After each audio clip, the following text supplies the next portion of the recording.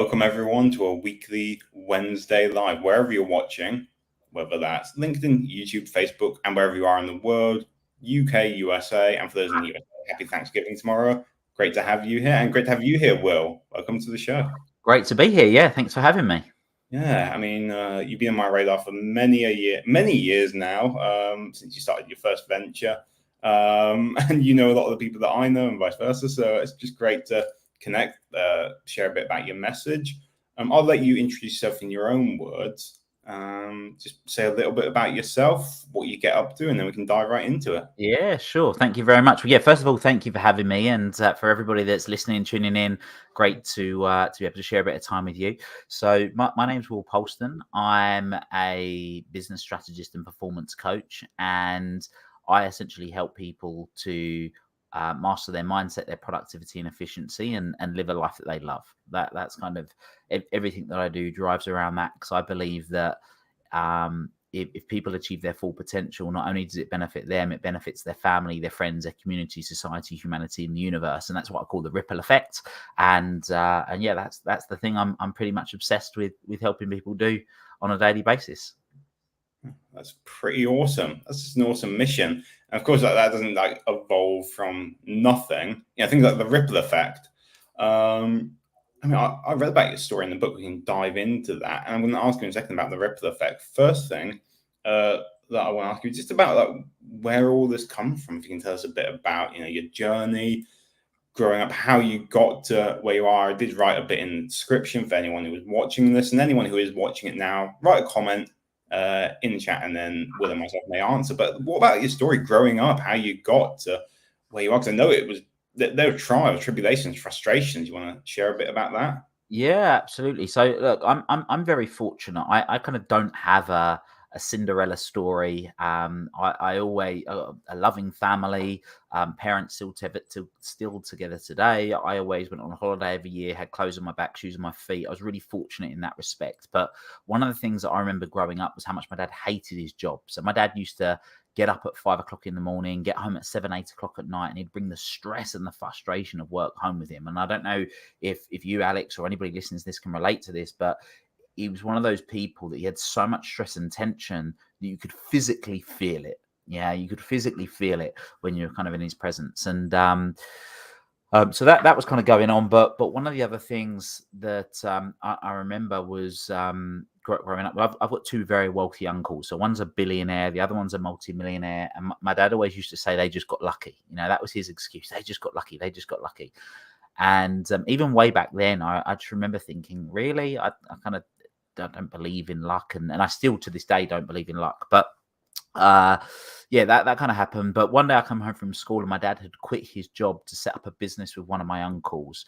And long story short, that business never ended up getting started, but my dad had already quit his job, a job that he hated. So the idea of having to go back to a job that he hated after he'd kind of had this opportunity that had been presented became kind of a real issue. And eventually what happened is he kind of fell into what we would now, if we look back on it, would call a depression. Slept in a separate room to my mum, curtains shut all day, didn't leave the house, all the stereotypical stuff. And what I just remember after sort of months of this happening and life changing as I knew it was thinking, well, Uncle Mark, he's a billionaire, he's really happy. Uncle Steve, he's a multimillionaire, he's really happy. There's my dad when he worked in London. Okay, he was stressed and frustrated, but then there's now where he doesn't work, he doesn't have money, and it was for me, and he's just really not very happy. So for me, it was obvious money equaled happiness. So I went on that tangent to make as much money as I could as early as I could. I was the kid in school buying and selling sweets and buying stuff out of the paper and selling it on eBay and kind of very entrepreneurial. And then that went on for many years. And then at 18, I stumbled across personal development. The more personal development I did, the more money I made. That went on for some years. And then 10 years ago this year is where I had what I call my lightning moment. And bam, it just hit me. I was at an event, a personal development event 10 years ago. And I had this realization. And this realization was that my real driver was nothing to do with money. It had never really been about money. What it was really about was my dad and how my dad hadn't achieved certain things that he was capable of, and the impact that had on him and my mum and me and my family and a whole host of other people. And I vowed in that moment, I don't want anyone else to have to go through the suffering that he went through and we went through as a result of them not achieving their full potential. So from that moment on, I've just been obsessed with anything to do with human awareness, human potential, human behavior, to enable people to achieve their full potential so that they can have a positive ripple effect on others. Wow, yeah, it's fascinating, and it's really interesting what you were saying about being always entrepreneurial. I remember, like Sunday school, for example, I'll get my mum to buy like packets, like these bulk packets of crisps and chocolate bars from Costco or the hypermarket, sell them for 4 times the price or something like that. Yeah. And yeah, it sounds like you did the same kind of thing. Um, it's interesting because we equate money equals happiness. Success equals happiness. And now you shifted that, and it was 10 years ago. 10 years ago, what, this month or this year, you said? No, 10 years ago this year. So 10 years ago this year, it was actually, well, 10 and a half years ago, 'cause it was May 2013. So yeah, 10 and a half years ago now. May 2013. And, that's just an interesting shift that happened. And I guess a lot of people, again, I don't know if they're looking for that shift. I don't know if you were looking for it consciously or if it just like something flicked in your mind or what happened. Yeah, it was actually a story. So there was a metaphor that was shared at this event, and a really powerful story that acted as a metaphor, should I say? And that was where it just gave me this realization that this whole paradigm that I'd had for so many years was kind of not true. And this is the great thing. I mean, you said earlier, we were having a conversation before we went live about the difference between mindset. I'm kind of very mindset, you're very action, but ultimately I'm a big believer in simplicity. And ultimately, if you think differently, you act differently, and if you act differently, you get different results. So there has to be an element of action regardless, if you want a different outcome. But a huge amount of action comes from how we think. That's kind of what I believe. People do and don't do things based on what they think. That is true. Yeah. I mean, thoughts drive action, and it is the thought itself, whether it's something simple, going to the gym, for example, you first have to have, you have to think, I'm going to go to the gym, be proactive, or at the very least have someone like literally drag you by the throat out the door to the gym. You're thinking, oh, I want to go or not. Something that actually happened to me a couple of times, not with the gym. My dad literally dragged me by the throat, thrown to my bedclothes and be like, get here now.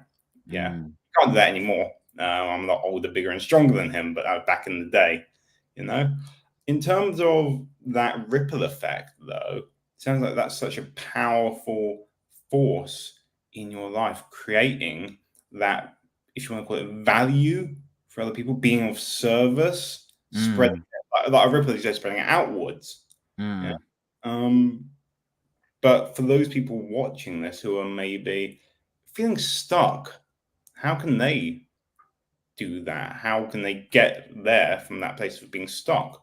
Sure. So for me, I believe that anything in life kind of starts with clarity. So if people are feeling stuck, then that's typically because they are lacking clarity in some area to some degree. They whether it's a strategy they haven't got, whether it's an outcome they can't see, and that's kind of where people get. So obviously that's a place to start. But in terms of the ripple effect, one of the things that I think is really powerful is that I believe, and I've done this with hundreds of people over the years, where I take them through a particular process. And one of the questions that we end up asking as part of this process, one of the last questions is sort of, if you were to imagine that you'd lived your whole life the way that you'd wanted to live it, and you got to the last day of your life and you're there on the rocking chair, about to sort of, about to pass on, and you were to reflect back on your life, what would be the one thing you've done to make the world a better place? And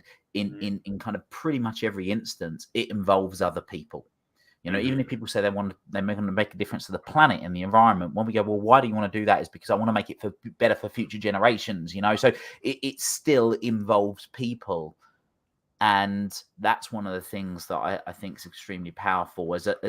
I believe it's kind of biologically ingrained into us to want to sort of have an impact, a positive impact on other people, and that could be locally. And I mean locally, it could be your immediate family, that could be your community, that could be society, it could be the whole of humanity, and have an impact that way. But I believe that and this is kind of the concept of my whole book, is I believe in having a mission in life that's the equivalent of trying to empty the sea with a spoon. You know, it's a mission that's so big you never achieve it, but every single day you can be working towards it in a way that fulfills you.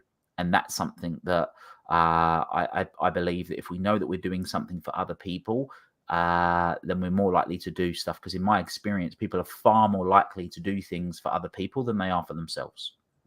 100%. And this is actually where we agree upon. We may disagree on the thinking, mindset versus action thing, but we both agree it's about doing it for other people. Same thing in your books as in my book. So let's turn to your book now over here. So you were talking about it, and you mentioned, the absolute clarity, accountability, action, your methodology, and you were just speaking about clarity, getting clear on where you are now and where you want to be. And we're talking about reverse engineering it, literally just now being on the deathbed, for example. Who's it for? That reverse engineering, and that's something you do with other people. People watching, but people watching this, you're thinking, they can do it themselves. I mean, what do you think? Like the path of going about like reverse engineering yourself to get clarity versus finding a coach or a mentor or even a buddy. What do you reckon? Yeah, I mean,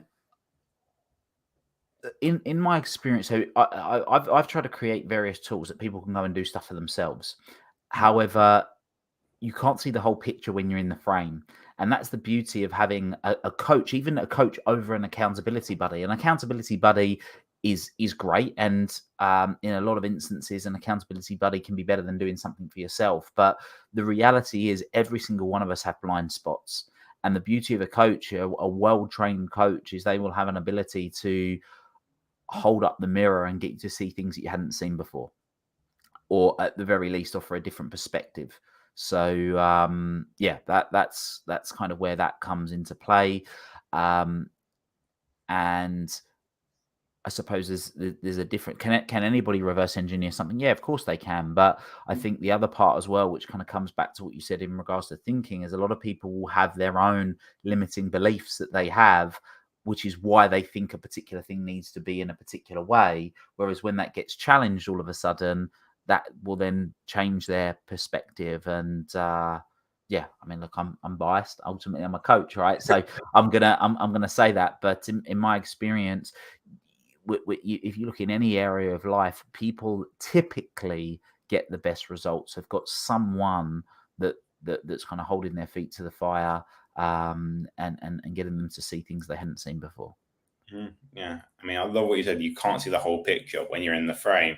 Never heard that before. And if I was like commenting on it, I'd be like, yeah, commenting on that below. I'll save that later for a Twitter phrase or something like that, which is what I call these like short, snappy things that stay in your head. But from what you were saying, yeah, it's getting that feedback, that external feedback from someone, and if someone's like in a work situation, could be their manager, for example. The manager could act as a coach, and it's about finding that right person. Oftentimes, we go to like family members, and they may have the same limiting beliefs. Of course, where the limiting beliefs come from could be our parents. Don't know. I mean, but then we internalize them. I suppose what you do and what I do is help people find that clarity. The problem as I've seen it, and this is a problem I have suffered from in the past, and nearly every single person I've worked with, if not all of them, is vagueness. You talk, and just going to go back to your book again for a second. It's absolute clarity, getting really clear on where you are, where you want to be, but vagueness is so intoxicating. Whether that's like, going to the supermarket without a list. You're going to be there for 5 minutes. Spend 2 hours there. You haven't gotten half of what you wanted, and the other half isn't what you need. That's a simple example, and we take that to a deeper level of the mind, clarity on people's businesses. Why is it that vagueness is so attractive? Why do people want to be vague and not get that clarity? I don't think anybody wants to be vague. I think that if people are vague, so I'm a big believer in kind of drilling into what's really getting in the way for people, and anything that anybody does. That's why I don't believe in self-sabotage, for example. I don't believe that people self-sabotage. I think it's just a complete myth, because whilst they may perceive that they're sabotaging themselves, there's always a secondary gain. So the self-sabotage action is actually protecting them from something else that they really don't want, and effectively they don't want more, which is why they're not doing the thing. So that's where I think that when we drill into it, if people are not taking action, let's say, and they're saying, well, I'm being vague, it's almost always because they either haven't just committed the time to it, so they've just not prioritized it for whatever reason, so they're prioritizing other things. Maybe it's they don't know how to get clear on what that looks like, and other times it's because they think that by getting clear, that's going to cause issues. That might cause issues in the sense of it. I mean, what's the saying? Better the devil you know than the devil you don't. If they're having to make really tough decisions, and look, every single one of us are making decisions every single day, but there are some decisions that are much harder than others because of the unknown consequences. And one of the things that we all want is certainty. And if all of a sudden making that decision leads to an element of uncertainty, then that can stop people. Yeah, 100%. Because it's that, I guess, paradox, if you want to call it, between certainty, uncertainty. If you're certain about something, you're going to take the action. More likely than not, yeah. If it's like uncertain, I don't know about this and that, there's risks involved in all of that.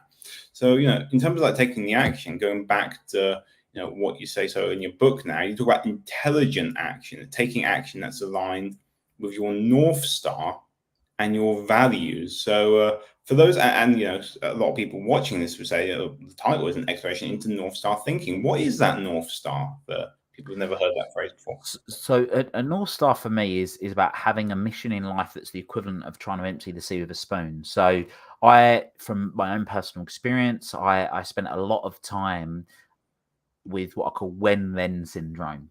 When I do this, then I'll be okay. When I get that, then I'll be happy. When this happens, then I'll be complete, right? And it becomes this treadmill that people are on, this hedonic treadmill where they're constantly moving, but they're never actually. It's like the donkey with the carrot in front of it. It never actually gets to the carrot. And even if they do achieve the outcome, the goal, they have that satisfaction for a few minutes before they move on to the next one.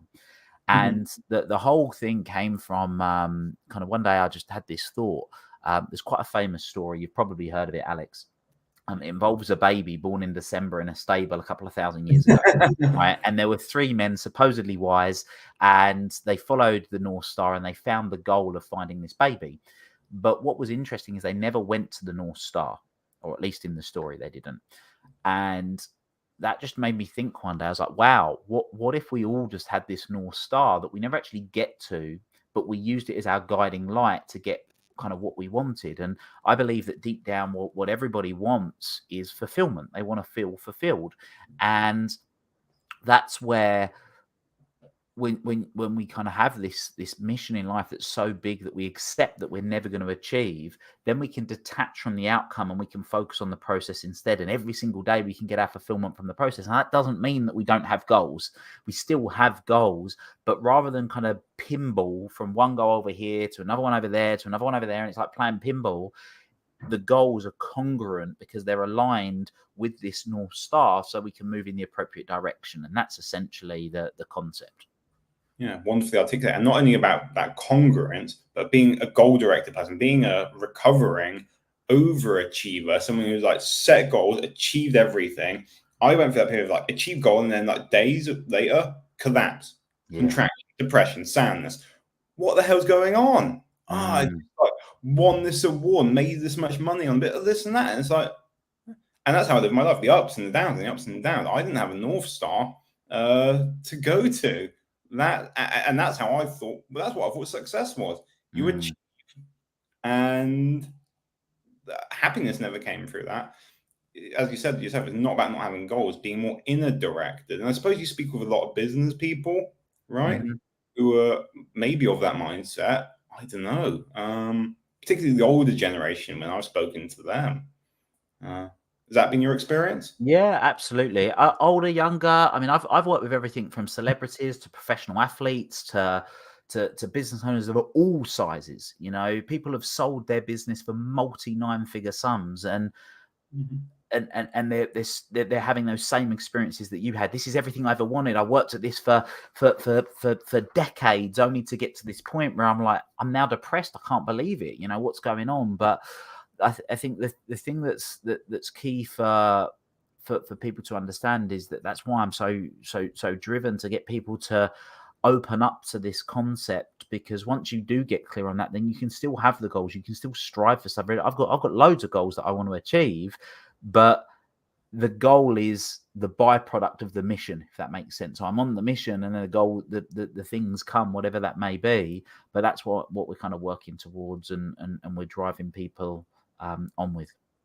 Yeah, I suppose it's also about where you're looking at the direction of focus. If you're focused on the goal, and that's where your vision is at, that's very micro. Macro, when it's very mission, you know, you have a wide angle then, so to speak, and then things come up in the peripheral. Perhaps it's something over here that I didn't see versus over here, or whatever that may be. Yeah, absolutely. Yeah, and like having been that goal-oriented person myself, we were speaking about this yesterday actually on a webinar. It was like CROs, chief revenue officers, and in sales. I mean, you're in sales, you've got a business. There are quotas, there's targets, there's goals to achieve, and there's some salespeople who are really hyper focused on that, and then that affects their well-being up and down. Others who are like, yeah, less results oriented, taking action. That consistency on a daily basis, but that comes from, I don't know, does the action come from the goal or the other way around? Bit of a chicken and egg question. What do you reckon? Or the mission, maybe, I don't know. Yeah, I mean, I'm a big believer in people being or helping people to be driven internally rather than externally. And a big part of that is values. So getting people to get really clear on their own individual personal values, so they can be driven by that rather than kind of other factors. But yeah, I think that I talk a lot about inputs and outputs. So let's say, I'm just going to say it's a sales goal, for example. What you as a salesperson have is no control really over whether the person buys or not. Yeah, you may be able to influence it to a degree, but ultimately you don't have the control over that. The things that you have 100% control over are, for example, how many conversations that you're having, how many times you're picking up the phone and calling people. That's the thing that you can directly have an impact on. And the other factors are the output. So yeah, I talk about inputs and outputs, and the input is the thing that you have 100% control over. Mm-hmm. And yeah, that's a keen distinction for a lot of people, because then they can control the controllables and focus on those. Yeah, true. I mean, and there's so many people who get upset over the weather, something that they have no control over. I've done that myself so much living in the UK, and lost so many brothers even when I thought about that. But whether it's the weather or sales, it's like, why get upset over the things that you can't control? And it's kind of natural in a way. We want things to go a certain way. I want things to go a certain way, my way, Alex's way. You know where that comes from for me? Ego, anyway. Maybe you agree with that or not? Yeah, I think so my company, we touched on this before we started. It used to be called Make It Happen, and then kind of we've rebranded, and I was very much a case of, yep, I make everything happen. It's all down to me, which is, there's an element of I mean, it's better to be that way than be the victim, put it that way, right? Yeah, But it's also getting to the point of understanding that if things don't go the way that we want them to go, then ultimately there's only ever two things that you can do. So if you don't like something, you change it. And if you can't change it, then you've got to change the way you think about it. And what I never did enough was I spent so much time focused on the things I wanted to change. I never spent enough time on the thing that I wanted to, if it didn't go the way I wanted it to go, I didn't think about it differently. So if something nowadays doesn't go the way I want it to go, I'll do my best to change it. But if I can't, I'll reframe how I'm looking at that thing to see how it's perfect in that moment. Makes sense. And I suppose from the standpoint of victim, having been a victim a lot of my life, viewed myself as a victim, even if I didn't use the word victim, things externally happen and, it's pretty bad. Empowerment looks pretty good on that perspective. Empowerment, changing the frame, the lens, the thinking. put a positive thought instead of a negative one in the brain. I think that there's something beyond empowerment, and we can call it the flow of life or isness. Life around us is happening, and I guess one way to look at this is, say I have a bad feeling. Do I have to do something about it? I'm feeling angry, upset.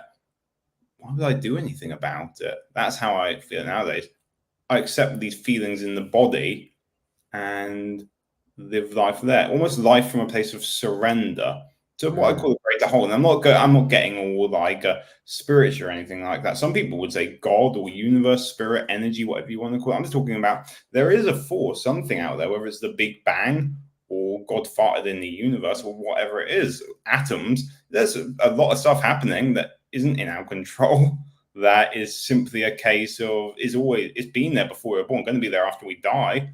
Um, yeah, surrender to that greater whole. You can look at Marcus Aurelius, Stoicism, whatever you want to call it. It doesn't really matter what you call it. End of the day, I guess it's surrender to, like, as you were saying, we were talking about values earlier.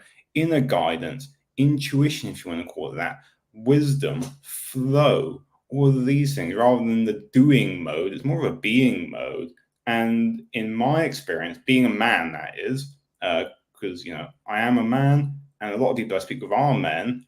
The doing, empowered, do this. Yeah, you read all the personal development literature, change it from negative to positive. Do this. And it's really been a recent thing for me to relax and surrender to the flow of life. How about yourself, Will, for you and your clients?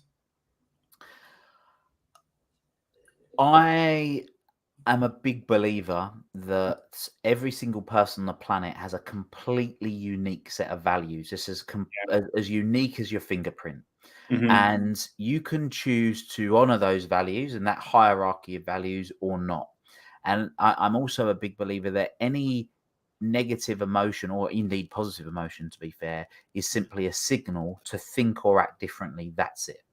So you can, when you're experiencing a situation, let's say a negative situation, and you're emotionally charged by that situation, that's basically acting as a massive signpost to think or act differently. Sometimes both, but that's what the case is. And ultimately, what if we've got a choice of, do we sort of living us in a suffering state or a beautiful state? And choosing to live in a beautiful state is that kind of acceptance, as you kind of put it. But I think that the bit that I struggled with for years and years and years was people were saying to me things like, "Will, surrender and just take it easy and whatever." But I couldn't let go of something, and the thing that I couldn't let go of was I still felt like I needed some direction. I couldn't just be the flag, because I was like, there has to be a flagpole for there to be the flag, right? So what is that? And that for me now is the values, because if I believe other people are living congruently to their own values, then they can take that perspective much easier than if they're not. But in addition to that, they're also able to embrace more challenge and see the support in what it is that they're attempting to do. Yeah, I mean, to that extent, 100%. I mean, in terms of like responding versus reaction, does surrender mean that you're like a flag without a flagpole? You're just kind of going with the wind in whatever direction. And these are real conversations I've had with people. One guy went through something really bad. I'm not going to repeat it here, but he was like, "How can I possibly surrender, acceptance, all this kind of stuff? What are you talking about? You know what I mean?" And we had that chat about that. And suppose one way of looking at it is, say you get punched in the face, for example. What are you going to do? Not get angry? I know. And in life, how many punches in the face do we all get? Every single one of us, whether that's a punch in the face, like someone close to us passes away, or a business deal goes awry, or you forget to pick your kids get a bad grade. It happens all the time. So it's about what to do. And I suppose one way of looking at it, as I'm going to paraphrase now, is like the respond versus reaction. You know what I mean? Responding to a situation versus reacting to it. Yeah, and that's curious. And I see over here that John actually commented on Facebook, yeah, how did you meet? Also asking if it's live over here. We'll come to that in a second. He was talking about he's had loads of punches in the face. But also this response versus reaction. So let's actually go on to that now, the response versus reaction. And I'll talk about how, you and I met, Will. So many, the way that I look at this is that, there's these automatic conditioned responses. I call them reactions, actually. Comes from wiring, genetics, this, that, environment. We just like something happened, just do it. Don't have time to think about it, process it, and that kind of stuff. And we have to do that because otherwise we'll drive ourselves insane, having to stop every 2 seconds and think, how am I going to do this? Someone shouts fire, you'll like run out get the fire extinguisher. You don't think about these kind of things. But in terms of responding to a situation, there are moments in time where you can take a step back and respond. And this is where certain things can come into play. At least, like, what do you reckon about this kind of responding reaction? Completely agree. I talk about it in the book. Yeah, the difference between responding and reacting. And I completely, everything you said, I completely agree with. And this is where I come back to the whole concept of that people are 100% responsible for everything that happens in their life at any given moment. And if you take the word responsibility, it's your ability to respond. And anything can happen, and when that thing happens, whatever it may be, you can choose to you may react, but you can override that very quickly with a response. And there's a formula that I talk about, which is E plus R equals O. So an event add response equals the outcome. So by people choosing to respond to any given event that may happen or situation, that's what's going to determine their outcome. Yeah, 100%. It's almost like, again, we're speaking the same language, exactly the same kind of thing. Because I also say the same. I may have even said it a few weeks ago. Responsibility is ability to respond. John was asking, how we met. It was interesting because I remember, and you mentioned going back like 10 years ago. We weren't connected on. That was when was that your first foray into personal development, or you said you dove into literature at 18, but it was the event 10 years and some months ago that was kind of the light bulb moment for you. But it was I'm not going to look back on Facebook now, maybe 2017 or 2018 when you were doing those events in Essex. I'm not sure if you're still doing those in-person events in Essex or not. Not in that form. I do different events in Essex now, and but yeah, not in the form that we used to run them. Yeah. But what are you got? I mean, I guess you've got the book, the audio book, and I'm just going to put a quick link to the audio book in case anyone wants to buy it up on the screen now. But I'm just curious, what is it that you're getting up to these days? You've written the book, audio book comes out next week, and if anyone wants to buy that on Audible, then they can simply click this link over here or type in North Star Thinking, to Audible. So, what is it at the moment these days, Will, that you're really helping people with? So you've got the books, the audio book, on coaching, training, all those kind of modalities. Yeah. So again, everything that I do is about getting people to live a life that they love in whatever form that may take. So obviously the coaching and training business, I run a couple of different mastermind groups for business owners. I run a couple of different coaching groups, live coaching groups. I've got an online academy, which is kind of a whole bunch of video training programs and whatnot. Outside of that, there's a number of other businesses that I own. So I've got a medicinal mushroom supplement company.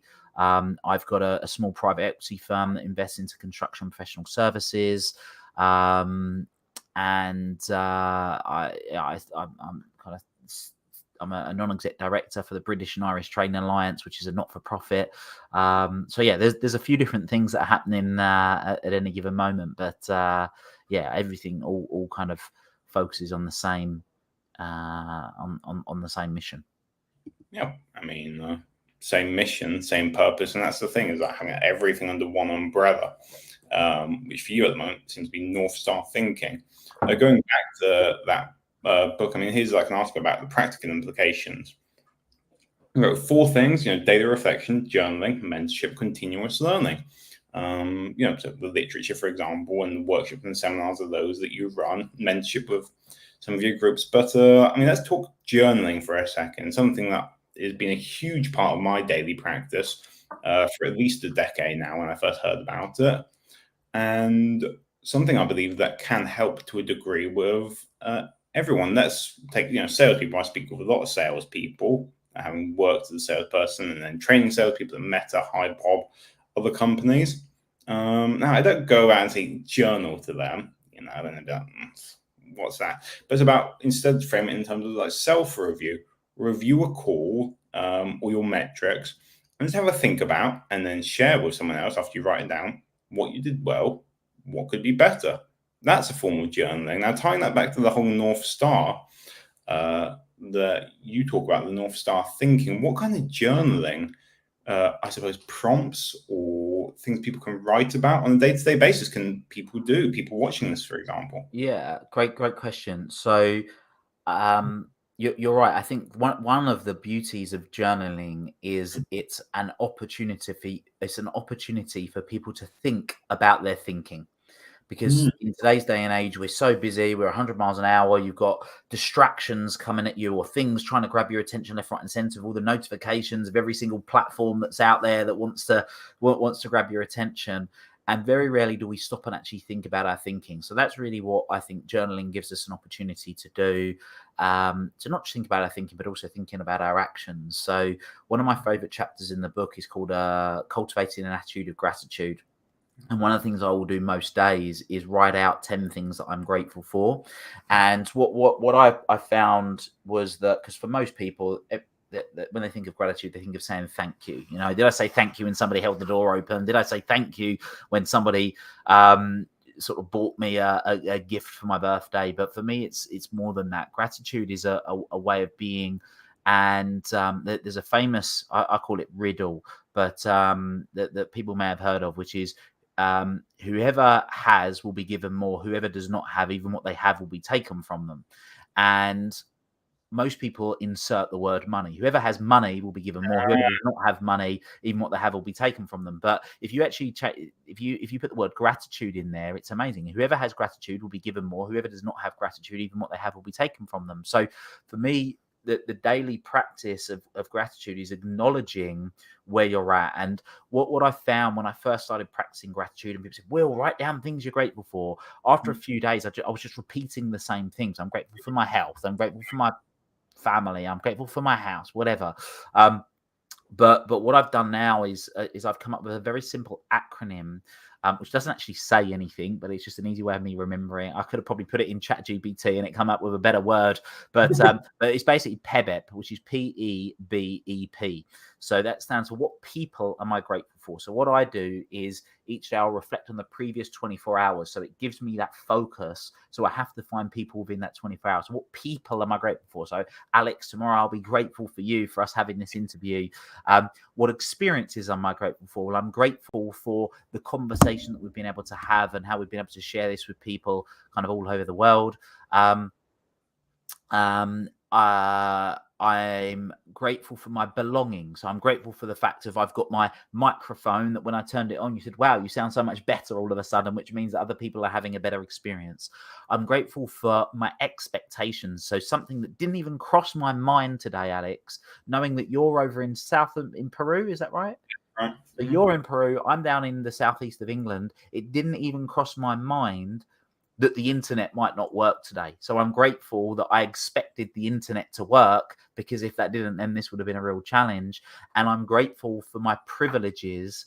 And one of my privileges is that I can read and write. So I knew how to read the email to be able to click the link to be able to be on here with you today. So that's just an example of going through that. And we can look through by just picking 2 of each and focusing on the previous 24 hours, you'd be amazed. There's not been a day ever where I've not been able to find at least 10 things that I'm grateful for.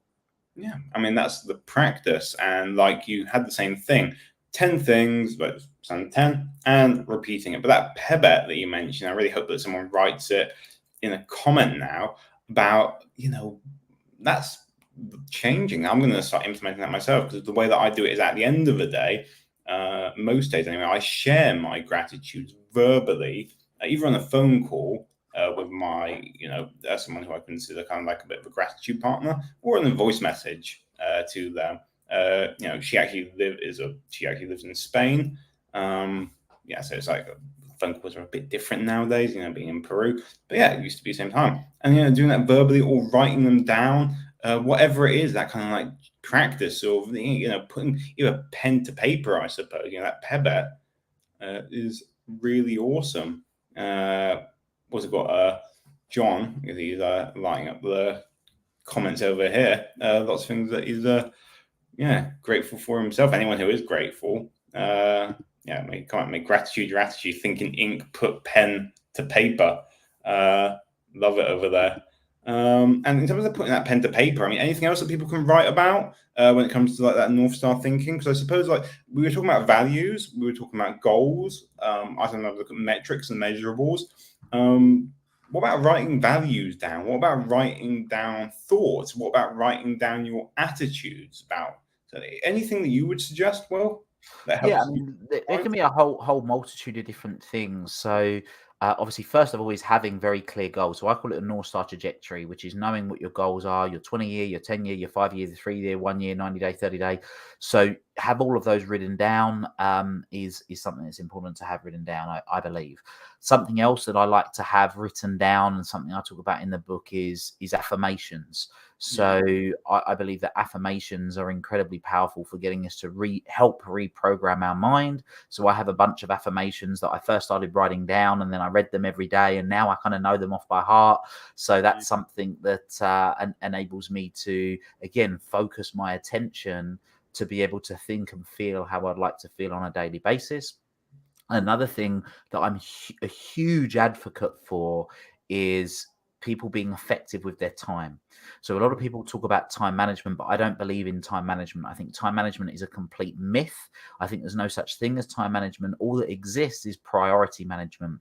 And a really powerful way of getting people to get clear on how they're going to prioritize their time is by having their tasks written down, so they know what it is that they actually need to be doing, so they can therefore effectively prioritize their time. And one of the tools that I get people to use is something called a must-do list, which enables that to be able to happen. Yeah, the must-do list. So, well, mind telling us a bit about that? And I'm going to share something that you wrote on your blog about time. What is a must-do list? So what most people fit into one of a few categories. So one of the categories that people fit into is that everybody has stuff to do. Every single one of us have stuff to do, but some people keep it all in their head. And the biggest problem with keeping it all in your head is that your mind only has a certain amount of bandwidth, like a computer, right? And if you open too many tabs or have too many applications running at the same time, what eventually happens to the computer? No, it's going to crash. It crashes, right? So that's the first thing. So we want to get out of our head and kind of get everything written down to start to free up bandwidth, so that then we can have more creative thinking rather than having to constantly remember all these tasks that are whirling around in our mind. So that's the first thing. Then the next group of people that I meet, they have lists, a to-do list, right? But they might have one list with everything on it. And the problem with having one list is that normally it becomes very long. So when you've got one long list, the first thing you want to do is make it as short as possible, as quick as possible. You do the quick things and the easy things, which are often never the highest priority. And the problem with doing the quick things and the easy things are not the things that are the highest priorities. You never really get done what needs to be done. So that becomes a problem. Then I have other people that say to me, well, yeah, I've got lists. I've got loads of lists. I've got lists for work. I've got lists for at home. I've got lists for the kids, right? And instantly I know that those people are overwhelmed, because as soon as you've got more than one list, you've now got conflicting priorities, because you could have 3 lists all numbered 1 to 15, but you've now got 3 ones. What do you pick first, right? So your attention's now having to be split. So the idea of a must-do list is essentially having one list with everything on it, with the caveat, and because there's a second part to this, which is about having a what I call a default diary, which is effectively having certain tasks blocked into a digital diary. But let's just park that for a minute. But then you have on that one list subcategories. So future tasks, week ahead tasks, and today's top priorities. So everything, for example, at first goes into your future tasks. Then at the beginning of the week, you move those things from future tasks to the week ahead tasks. So they're things you're knowing in advance. So let's say you're setting it on a Monday morning that you want to get done by Friday, for example, or by Sunday. Then each day you take things from the week ahead tasks and move them into today's top priorities. So I've had as many as 170 things on my must-do list in the past and not been overwhelmed because it's segmented how I need it to be. And then the idea of having today's top priorities is you start with a maximum of 7. So therefore, you really have to hone in on what's really important. Now, the beauty of doing that is that at the end of the day, when you've cleared off those 7 things, you get a dopamine hit, which is the feel-good hormone, because you've accomplished something, right? You've cleared what needs to be done. Whereas if you had one long list, even if you've done those same 7, you don't feel accomplished because you're just looking at everything else that's remaining, right? So because it's compartmentalized, you're now down to 0. You're all crossed out. Great. But you do that Monday, Tuesday, Wednesday, Thursday, Friday. That's 5 dopamine hits, but you get a bonus 6th dopamine hit because you've then at that point cleared your week ahead task as well. So that's the concept behind it. It works. It's extremely powerful, and not only does it enable people to get more done, but also feel more accomplished in what they are doing as well. Yeah, that's beautiful. Like getting those 6 dopamine hits a week. You're getting stuff done. You're feeling rewarded. You're feeling energized. You're smiling. Got all these good hormones going through your body. I wish it was like a PDF of something like this. Someone like me, I love seeing things. I'm not sure if you've got one to share, if it's been created or not. If you do, feel free to share it. While you're looking for that, we were talking about time anyway, about this article you wrote, how to become your own timeline. We were speaking about the distraction, taking regular breaks, delusion, so many important but not urgent things. Lots of this can wait. Things that are urgent and important, fulfillment, what are the things that you enjoy doing? And I think that this is really key here for people to understand about enjoying, because when I'm in this dimension of enjoyment, I've got to be honest, there was a task this was about, I remember this was like a year and a half ago. I was working in a company as a trainer, and then there was something I had to do, and things I was procrastinating on it. I was like, I'm not enjoying doing it, but it would be on my must-do list. I must get it done. All I did was stick a post-it note on my screen next to the camera, not on the camera, see I can't see it, but next to the camera, that said, how can I enjoy doing X? X was the task. And that certainly helped me moving into that dimension of enjoyment. It no longer became a burden. It became a, how would you call it? Something I could do. I think I got a link to. What I've shared. So this is part of a 5-step process, but hopefully for the people that are intrigued, so if you just scroll to what should be part 5, I think that just gives you an example of so this is the kind of the whole process, but I just skipped so part 5. You keep scrolling down, then you'll see an example. So a must-do list is kind of very linear in fashion. You've got today's top priorities, you've got the week ahead tasks, you've got future tasks, and then there's waiting on as well. And waiting on a task that you've actioned that you just don't want to let off your radar because you're waiting for somebody else to come back to you. So then that way you stay on top of things as well. But it's a very, very simple, very effective method. People then choose to take these subheadings and they move them into Monday.com or Asana or whatever. I personally still like just using the Google Doc, but that's a process that people can use. Yeah, and you said you've had sometimes as many as hundreds of tasks on your must-do, and you've actually gotten them done. Is that right?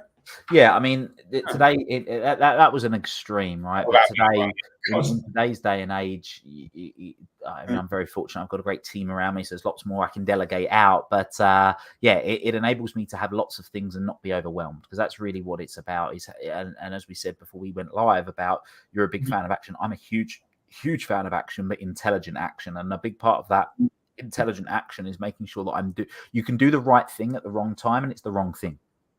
So we want to make sure that we're doing what's most appropriate based on what we're looking to do. Exactly, intelligent action. I mean, you said that right here in the book. First chapter, intelligent action. Because I mean, here's the thing: if we're taking action that's let's say that's intelligent, for a better word, you can take so much action. But if you're walking in the wrong direction from your goal, from your North Star, from your vision, then, they say like a journey of 1,000 miles starts with a single step. What if you walk in the wrong direction? You're 2,000 miles away. You got to walk. You walk in total 3,000 miles when you get there. Yeah, exactly. And I think there's a saying, isn't there? Something along the lines of if it doesn't matter how fast you run, if you're running west, you'll never see a sunrise, or something to that effect, which I think is so true. So it's cool. And that document, that little PDF that you just shared with me, you mind if I share that in like that should be shared. People will have to copy it, because I think that should be locked so they can view it only. But they can be able to do that. That's fine. Because if anyone wants a must-do list, then they can. Then that comment will go out to certain destinations. Somewhere, if anyone watching this on LinkedIn, may not go out there straight away, but I'll put the comment in the event. Anyone can download that afterwards, and people can look at other things. We spoke a lot about time, goals. I'll go back to your book in a moment. But Will, we're coming up towards the end of the hour now. What would be, we've spoken about a lot of things here. I shared a lot of stories, connected in various ways, helped a lot of people. So what would be the one takeaway for anyone, watching this, who thinks, there's a lot of things here that I've learned today, but what can they do, say, this week to maybe implement just a little bit of what you shared about? Well, I'm going to put it back to you. So we've discussed a few different things, a few different concepts. Based on what we've spoken about, what do you think would be something that it'd be easy and effective for people to put in place, that you feel, based on what we've discussed, would be beneficial for them? Well, without wanting to do, I do believe that people that are a bit different, I don't want to do a cookie cutter solution. What I will say, the first thing is going to be that if you're ever doing a live, get a microphone. The audio setup. Because I remember before this live, when you were like, let's test out, and it was like night again. Not that the one before was bad, but holy moly, the mic that you've got, I'm jealous. Afterwards, send me a link to we chat, and then send it me. I think I'll get it on Amazon or wherever. But if I were to say, like, if there's like a takeaway for anyone watching this, that I'm certainly going to do this week, I'm quite fanatical about things like time and goals and vision and all of that, but I'd say it's about that North Star. It's the thing that you said about, like, when we get to the end of our lives, who's it for? And that is something that I'm personally going to take to the bank. It's not something that I haven't done before. It's hit hard recently because there has been something happened recently, actually in the past 7 days or so, where there was like a bit of a death in the family unexpectedly. And this is something I'm going to take hard for myself when I do get to that point, because we're all going to get there eventually. It's the only certainty in life, not to be morbid or anything like that. Who's it all for? Has it been for me, other people? And then from that place of who's it been for, figure out, what is my North Star? From that North Star, I guess all the actions and the goals and everything we've spoken about, time, kind of falls into place naturally, I suppose. What would you say, Will? Yeah, I think that, again, it comes back to, once you've got clear on what do you actually want, what do we really want, am I living congruently in my values, which is that piece that we come back to, then you'd be amazed at what can happen, which is essentially working smart rather than just working hard. And if you can be sort of going with the grain rather than against the grain, it's going to feel easier, which is where I think, when you are living congruently with your values, not only do you get better results, but it's easier to think in a way which you spoke about before, around in regards to kind of surrendering and kind of just going with the flow. It's far easier to do that if you feel that the flow is taking you to where you want to go.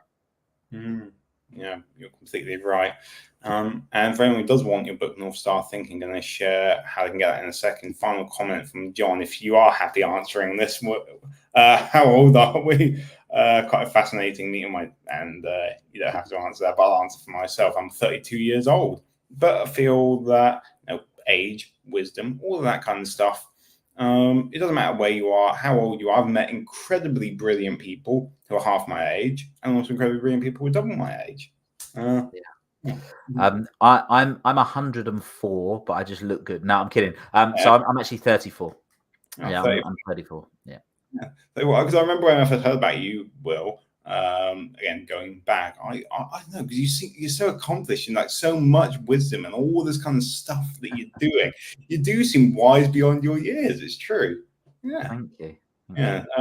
So yeah, for the book, I mean, anyone who has enjoyed this, again, feel free to comment afterwards. We'll respond. And yeah, if you do want that book, North Star Thinking came out in July. This is the UK Amazon link. Kindle Unlimited. You can get it for free if you're ambitious and driven. Feel like you're stuck in a rut. All directions. What would it be to live the life you love? And that's already out. And then we've got next week coming out in 7 days. Is that right? Yeah, it comes out on the 29th of November. Yeah, 29th of November. So yeah, we're 22nd day before Thanksgiving for those watching in the US. I've got the Audible membership and yeah, narrated by yourself. Yeah, so got really good reviews. Yeah, we've got the Mo Gaudat on there. Yeah, and I think that's pretty much all that we have time for, unless there's anything else you want to sign off with, Will. No, all good. Well, thank you very much, Alex, for having me. And for anybody that's been listening and found this insightful, then yeah, please feel free to connect. And thanks again for having me, Alex. Welcome. And best way for people to connect with you is going to be what, willpolston.com? Yeah, on the socials, Will Polston. So wherever people are looking at this, whether it's YouTube, LinkedIn, Instagram, Facebook, whatever your preference is. Yeah, if you want to find out a little bit more, willpolston.com. But yeah. Cool. So yeah, it's going to pop that up on that. Anyone can just like search for you if they just search Will Polston. If any of you want to have a chat with myself, we can take the conversation further. Those are the details at the bottom of the screen. Thank you everyone for watching. Next 2 weeks, we're going to have people from my other former company, Hi Bob. One guy, Toby, is going to be talking about how HR is your ally. And we also have Jennifer Payne. We're going to be talking about well-being in the workplace for women. Probably going to be taking a break after that for Christmas, New Year. And I just want to thank everyone for watching. Stay tuned. Have a wonderful week. Bye-bye.